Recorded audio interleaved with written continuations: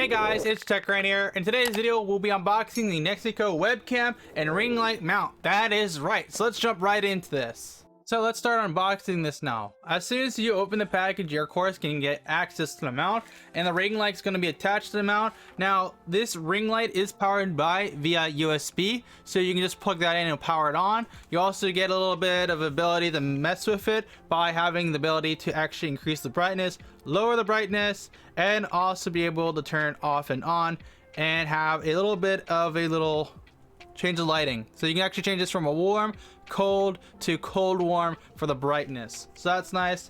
And on top of that, you get a mount for your phone, so you can clamp this to any iPhone, any Samsung device, anything that really fits in it you can do, which I'll actually show you an example right here. So if I was going to put my iPhone in it, I could. So I could treat my phone as a webcam. If I was going to do my Samsung device, I can do the exact same thing. Really, any device can fit this as long as you're able to fit it. That's the thing. And then of course, after that phone holder, you do get access to a little mount, so you can use this mount to actually put on your C920 or really any webcam with the right screw hole size. So that's pretty cool, and then you just turn it on, off and on to actually get the screw in properly.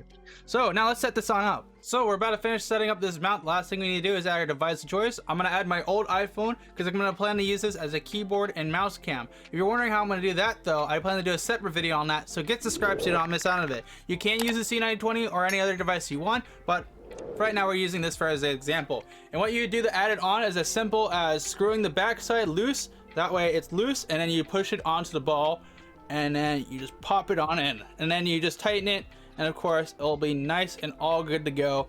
And then you get started on whatever you want to do with it. Maybe you want to vlog with it, maybe you want to make TikToks with it, maybe you want to just use it as a way to on-the-go streaming. You can.